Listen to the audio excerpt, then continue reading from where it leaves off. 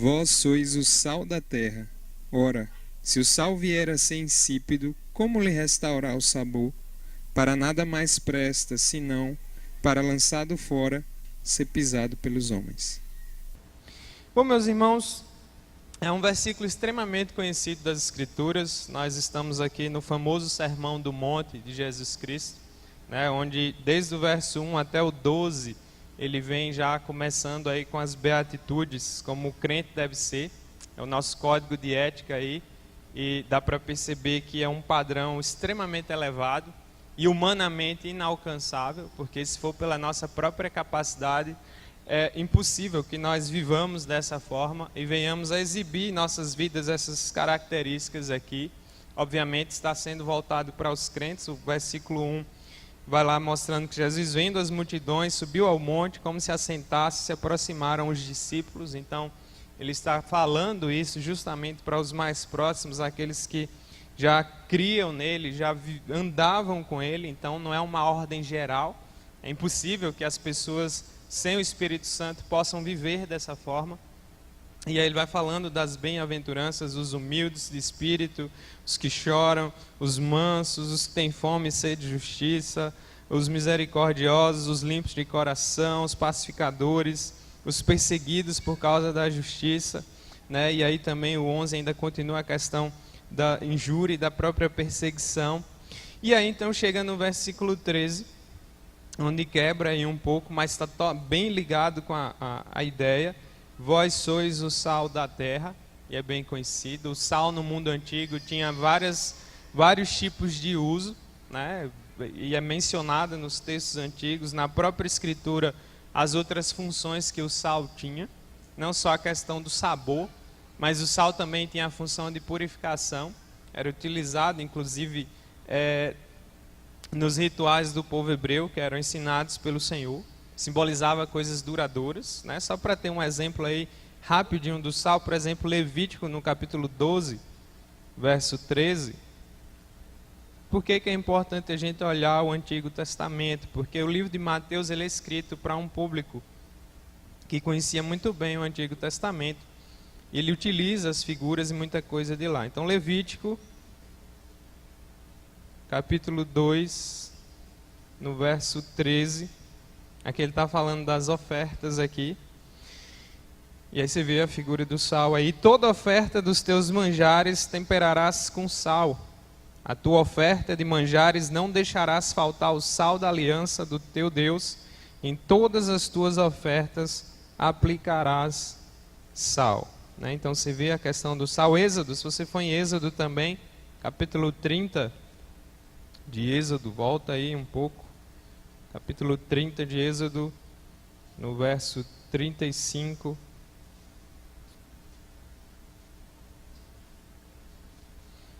Mais uma vez traz a figura do sal aí com relação à pureza. Diz assim, ele está falando aí dos elementos que eram utilizados para o incenso sagrado, e vai dizendo, e farás incenso, perfume segundo a arte do perfumista, temperado com sal puro e santo. Né? Então, só esses exemplos aqui, tem vários outros aí no Antigo Testamento, só para você entender melhor, porque na nossa época, quando se fala em sal, a gente só lembra da questão do sabor. E embora o próprio texto traga para nós essa questão do sabor, ainda assim ela não é a questão principal aqui que Jesus está trazendo para nós. Então, esse sentença ele começa dizendo, vós sois o sal da terra. É bem enfático isso aqui, ou seja, não há opção para o crente. O crente não pode não ser o sal da terra, ele tem que ser o sal da terra. Todos os crentes verdadeiros são o sal da terra. Então, é bem enfático, vós sois, tem um artigo definido aí, o sal da terra, né? Vocês são, não tem outro, não pode ser outra pessoa. Jesus, eu não posso chamar outros, eu não posso ordenar outros a não ser aqueles que já nasceram de novo, aqueles que são meus, aqueles que exibem essas características que foram mencionadas nos primeiros versículos. Né? Então são vocês é que são o sal da terra, não tem outro grupo, apenas os crentes verdadeiros, aqueles que nasceram de novo, aqueles cheios do Espírito, é que são assim, e que salgam a terra, que mudam a terra, e que traz essa ideia da purificação. E aí então logo depois que ele fala, vós sois o sal da terra, né? E aí ele vai trazendo a questão, se o sal vier a ser insípido, como lhe restaurar o sabor? O que é insípido, algumas versões inclusive já traz, é sem sabor, sem gosto. Porém, no original aqui da Bíblia, a palavra que é traduzida como insípido, como sem gosto, ela quer dizer também tolo. Alguém que a mente, vamos dizer assim, não obedece ao Senhor. O próprio Evangelho de Mateus traz um pouco dessas questões. E o que é ser tolo no contexto da Bíblia não é a pessoa que tem uma deficiência intelectual, mas é a pessoa que ouve e não obedece. Tanto que aqui no próprio Sermão do Monte também, Jesus fala daquele que constrói sua casa em um lugar seguro, né? Então o contexto de tolo está aí. E apesar das nossas Bíblias traduzirem assim, não é que tem um erro aí na sua Bíblia, mas é porque é difícil de traduzir, porque é um jogo de palavras. Ao mesmo tempo que a palavra serve para dizer que o sal é sem sabor, essa palavra também serve para dizer que é tolo, ou seja, aquele que ouve e não pratica. Então as coisas estão bem ligadas, porque Jesus está usando o exemplo do sal, e só dá para a gente perceber esses detalhes melhor quando a gente olha os originais. E também ficaria muito difícil, talvez, de traduzir esse negócio para trazer esse sentido. Mas é importante que os irmãos saibam aí que tem esse joguinho de palavras aí, bem interessante, que envolve também a vida dos crentes na questão de ser sal e luz. Aí ele vai dizendo, se o sal vier ser insípido, ou se for uma pessoa que prega uma coisa ou vive outra, né? Em outras palavras também misturando os sentidos, como lhe restaurar o sabor? Era impossível trazer o sabor de volta. Haviam tipos de sais naquela época, o que vinha do Mar Morto geralmente vinha com impurezas, né? Era muito difícil de você retirar, e era um sal que não ia servir para a função de dar sabor, de salgar, ele só ia servir para ser jogado fora, utilizado, espalhado em alguns terrenos para que não nascesse mais nenhuma planta. O sal tinha várias outras aplicações nas construções, e os rabinos mesmo diziam que era impossível você restaurar o sabor do sal, né? Uma vez que fosse perdido, não tinha como. Alguns deles diziam que para você resgatar o sabor do sal, você ia ter que passar nele a placenta de uma mula, mas se sabe que as mulas não dão à luz, eles são animais híbridos, desde essa época de Jesus já não tinha como isso acontecer, ou seja, é impossível restaurar esse sabor uma vez que ele tenha sido perdido, e é por isso que Jesus usa depois essa expressão na parte B aí do 13, para nada mais presta senão para ser lançado fora, ser pisado pelos homens, né? Ser desprezado. Em outras palavras, simplificando bem a ideia trazida no verso 13, a questão é, aquele que se diz crente e não vive, né, dessa forma, não serve para purificar o mundo, nem trazer as pessoas a Deus, nem vive uma vida santa e nem prega o evangelho, ele acaba sendo zombado pelos homens, ele acaba sendo desprezado por esse mundo, de maneira que o testemunho cristão fica prejudicado, né? Então, por isso que Jesus usa essas palavras aí fortes para falar disso. E o sal tem a ver com purificar. Nós vivemos em um mundo decaído, um mundo podre, um mundo que caminha cada vez mais para a destruição. E a gente precisa ser a diferença, ou seja, quando ele fala, vocês são o sal da terra, é porque vocês têm que ser diferentes de todo mundo.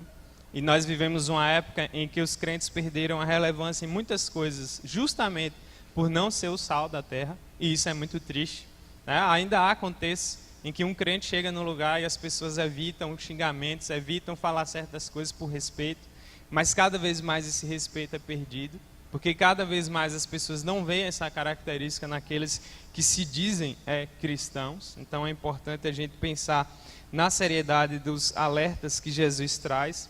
E influenciar a sociedade não é só se envolver com a questão política, com as questões sociais, porque isso aí qualquer outra religião pode fazer. Quase todas as outras religiões têm representantes políticos, ONGs e serviços que trabalham com questões e problemas do mundo.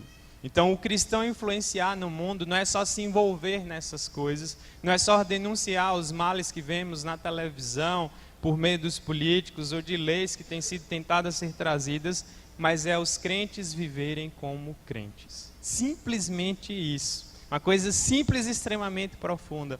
Porque os crentes vivendo como crentes, a sociedade ela vai sendo transformada. Lloyd Jones, famoso pastor, um dos maiores pregadores do século XX, e os seus livros hoje, graças a Deus, se encontram vários deles publicados em nossa língua. Um deles é um clássico, que é Estudos no Sermão do Monte, alguns irmãos aqui conhecem. Foi um livro que foi publicado em 1958 pela primeira vez. Aqui no Brasil ele é publicado na década de 80. E nesse livro, quando Lloyd Jones comenta essa passagem, eu achei muito interessante porque ele trabalha uma questão que é bem atual, quando ele faz essa aplicação de ser o sal da terra. Ele não é o tipo de pastor que vai desencorajar a igreja a participar da sociedade no sentido de denunciar os erros políticos, as leis e coisas pecaminosas, mas ao mesmo tempo ele vai enfatizar, usando essa passagem aqui, mostrando nessa passagem a importância dos crentes serem crentes, de serem sal desse mundo. Independente de onde você esteja, quer seja o pescador, o agricultor, até o doutor lá na frente, a ideia é que os crentes sejam crentes em todos os locais, independente de qualquer circunstância. Porque hoje nós temos uma igreja que é extremamente envolvida em questões políticas, inclusive o nosso país tem até uma bancada que se chama evangélica, né, fazendo uma ligação muito forte com as questões religiosas, mas a questão principal não é ter uma bancada lá que possa defender coisas que nós defendemos, mas é que os crentes deem um bom testemunho. Essa que é a grande sacada. É fácil a gente poder se esconder atrás de algumas denúncias, mas é difícil muitas vezes exibirmos na nossa vida características de um verdadeiro cristão. E Lloyd Jones, no seu comentário, ele traz exemplos interessantes da Inglaterra, por exemplo, na época dos avivamentos. Os puritanos, alguns deles se tornaram até deputados ingleses. Eu vou usar essa palavra deputado para ficar mais fácil da gente entender. Mas ele conta as transformações que tiveram na sociedade. Não foi por causa de leis que eles criaram, coisa do tipo. Foi porque os crentes viviam como crentes. Na mesma época, teve a Revolução Francesa, e é famosa, todo mundo aqui que já passou pelas aulas de história, lembra, foi uma revolução bem sangrenta, onde os homens se rebelam ali contra as autoridades, contra Deus, e enfim, ela causa um marco na história.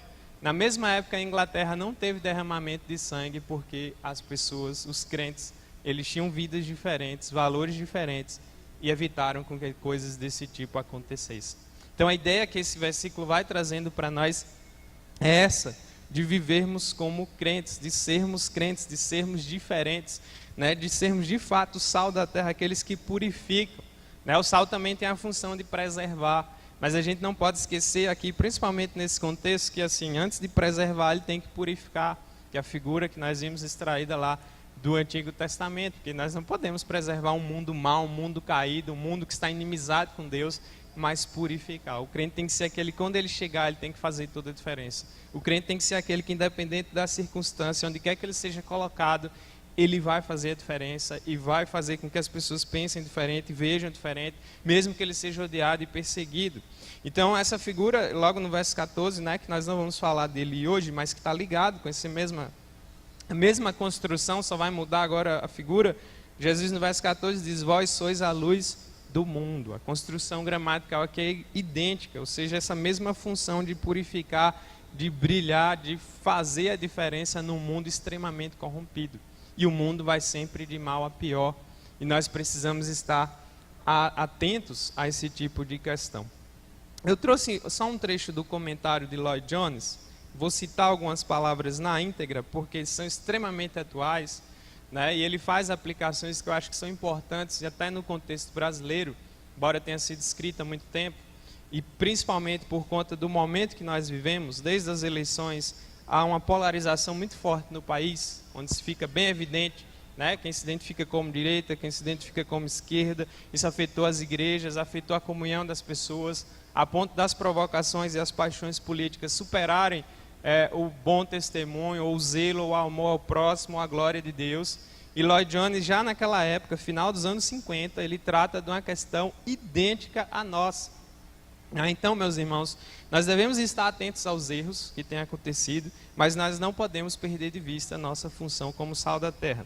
No seu comentário, eu vou citar aqui alguns trechos, são extremamente assim, parece até que escreveu no Brasil, e ele já na época já tinha discussão com relação à questão do comunismo, da esquerda e marxismo, e também já a questão de direita. Isso também já é bem forte, já de muito tempo, desde a Europa. Então ele já começa a dizer: a tarefa primária da igreja consiste em evangelizar e pregar o evangelho. Com isso ele não está dizendo que a igreja não deve participar ou influenciar politicamente né? Como cidadãos nós devemos fazer isso, mas nós não podemos hastear bandeiras nesse aspecto, porque seria prejudicial. E aí ele vai dizendo, consideremos a questão pelo seguinte prisma, ou seja, vamos analisar desse jeito. Se a igreja cristã dos nossos dias, né, do tempo dele, mas também serve para o nosso, desperdiça quase todo o seu tempo denunciando o comunismo, parece-me que o principal resultado disso é que os comunistas não se inclinarão por dar ouvidos à pregação do evangelho. Olha que coisa atual, principalmente hoje no Brasil, que se discute muito essas questões políticas com relação à esquerda e direita. A gente tem que ter cuidado na maneira como a gente lida, porque senão a gente acaba fechando as portas para determinados grupos da sociedade que também precisam ouvir o evangelho e também precisam ver a diferença na vida dos crentes. Então ele diz assim, se a igreja fica sempre a denunciar algum segmento particular da sociedade, ela estará fechando as portas da evangelização àquele segmento. A igreja tem que pregar para quem é de esquerda, para quem é de direita, para quem é de centro, porque a Bíblia nos diz para pregar o evangelho a toda criatura. E dependendo do nosso comportamento e das nossas palavras, a gente fecha para determinados grupos, e isso é uma coisa muito séria. Nos Estados Unidos, eu vi um relato de um pastor de uma igreja reformada, lá tem assim, são democratas e republicanos.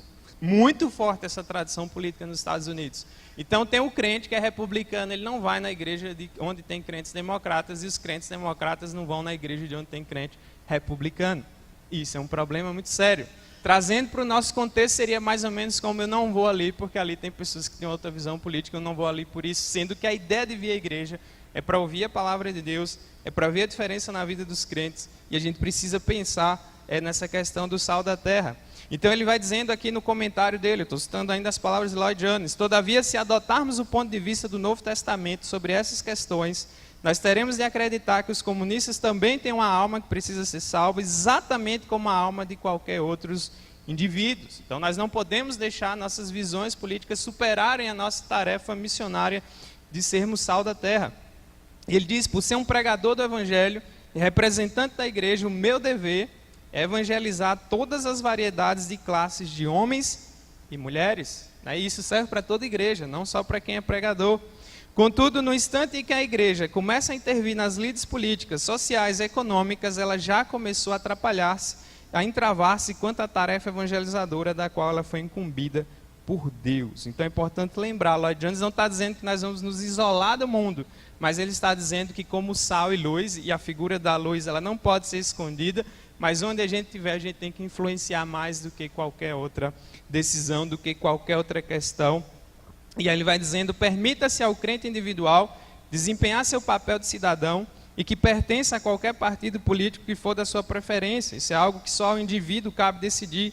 Todavia, como igreja que é, a igreja não pode intrometer-se nem preocupar-se com tais questões. Nossa tarefa consiste em pregarmos o evangelho, apresentando a mensagem de salvação a todos os homens. E ele fala, graças a Deus, os comunistas são passíveis de conversão e de salvação. A igreja compete preocupar-se com o pecado em todas as suas manifestações, e o pecado ele pode ser tão abominável em um capitalista quanto é em um comunista, e pode ser tão abominável em um rico quanto é em um pobretão, e pode manifestar-se em todas as classes, em todos os tipos, em todos os agrupamentos humanos. Eu acho incrível a mente desse homem, e o quanto o Espírito Santo ilumina a ponto de, à luz da Bíblia, com a cosmovisão cristã, ele aplica muito bem e acaba se tornando um clássico que serve para nós hoje. Então, eu estou citando na íntegra porque achei que é importante para a igreja brasileira, talvez, relembrar dessas verdades. Então, ele vai dizendo assim, uma outra maneira através da qual opera esse princípio pode ser vista no fato que após cada grande despertamento e reforma que tem havido no seio da igreja, a sociedade inteira tem podido colher os benefícios daí advindos. Ou seja, quando os crentes vivem como crentes e são sal, toda a sociedade ela é beneficiada. Quando os crentes vivem como crentes, não precisa mais nada, a sociedade ela já vai ser transformada. Então ele cita o exemplo de Richard Baxter, grande pastor, que vivenciou um avivamento também ali em Kidderminster, que era uma cidadezinha da Inglaterra, e ele vai dizendo assim, Richard Baxter lá naquele contexto dele, aí ele vai dizendo, a vida inteira daquela cidade foi afetada, e assim o mal, o pecado, os vícios puderam ser postos sob controle, Isso aconteceu não porque a igreja estivesse denunciando essas coisas, não porque a igreja tivesse persuadido os homens do governo a tomarem decisões parlamentares, mas antes devido à pura influência exercida por crentes individuais.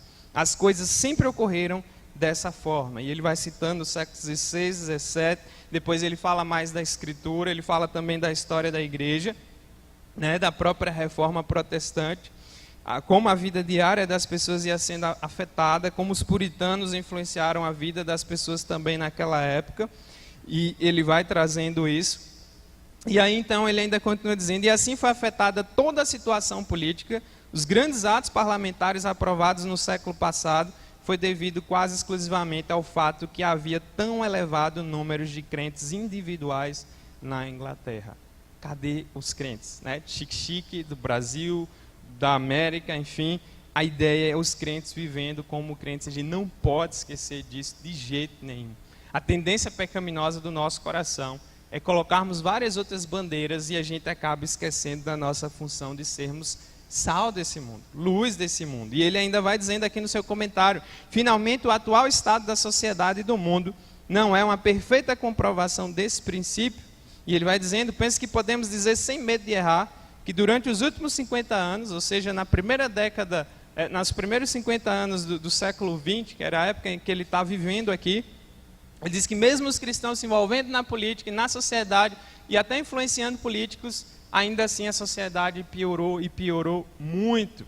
Porque a ideia da Bíblia não é que a gente simplesmente chegue às instâncias do poder e criemos leis que nos favoreçam, mas é que a gente vive independente da circunstância política em que estejamos vivendo, assim como foram os crentes no Império Romano e em vários outros impérios até cruéis que perseguiram a ponto de matar muitos. E aí então, ele vai dizendo assim, tem sido feito pronunciamentos, tem sido tomadas resoluções com sugestões aos governos em vários países, por parte de Assembleias Gerais de diversas denominações, todos nós nos temos mostrado tão tremendamente interessados pela aplicação prática. Tinha muitos crentes se envolvendo e influenciando essas questões. Porém, qual tem sido o resultado disso tudo? Ninguém pode duvidar daquilo que dizemos. O resultado disso tem sido que estamos vivendo em uma sociedade muito mais imoral do que há 50 anos, pois atualmente os vícios, a iniquidade, a transgressão às leis são excessivos. Isso é em 58. Se Lloyd Jones estivesse vivo hoje, aí é que eu sei que ele ia enfatizar mais ainda a decadência da sociedade. Ou seja, isso não adiantou. A gente tem que ter essa influência, mas ao mesmo tempo não podemos colocar toda a nossa esperança só nessas questões. E aí ele vai dizendo, porventura não ficou claro até hoje, que ninguém pode obter os resultados almejados, exceto em consonância com as normas bíblicas. Embora tentemos produzir esses resultados, atuando diretamente na aplicação desses princípios, acabamos descobrindo sempre que não podemos realizar o feito. E a principal dificuldade é que há um número por demais reduzido de pessoas verdadeiramente convertidas. E que aquelas que são crentes não exibem as qualidades que são simbolizadas pelo sal com intensidade suficiente. Não tinha como eu não citar essas palavras, meus irmãos, de um dos grandes pregadores da história da igreja, que embora tenha falado no século XX, suas palavras não estão velhas, justamente pelo fato de estarem apoiadas pelas Escrituras, e traz para nós lições preciosas na ideia de aplicar como ser sal da terra. Cadê os crentes da cidade que não têm influenciado tanto quanto deveriam? Porque não têm sido relevantes com as suas vidas pessoais como deveriam? Então essa ideia de ser sal da terra, isso aqui não é uma figura simplesmente para a igreja, instituição, mas é para cada crente individual. Ser sal da terra, luz do mundo, sua vida tem que ser diferente de todas as outras, sua maneira de falar tem que ser diferente dos outros, sua maneira de pensar tem que ser diferente dos outros. Quer você esteja na universidade, ou na roça, ou em qualquer outro ambiente, as pessoas têm que olhar para nós e saber, eles são diferentes. Nem que seja para perseguir, mas eles vivem diferentes, esse povo é diferente. Esse povo que crê na Bíblia, o Deus deles é diferente, e eles fazem a diferença. Cadê? Né? E a gente tem que pensar nisso. E isso é muito sério. Lloyd Jones atribui o problema justamente a ter poucas pessoas convertidas. E eu acredito que hoje nós também, infelizmente, presenciamos um cenário igual.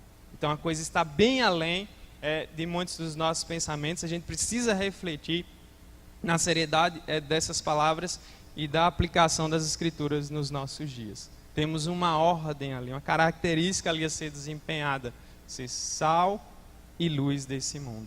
Nós estamos em um mundo corrompido que cada vez mais vai se corromper, cada vez mais vai se afundar. E qual é a nossa missão?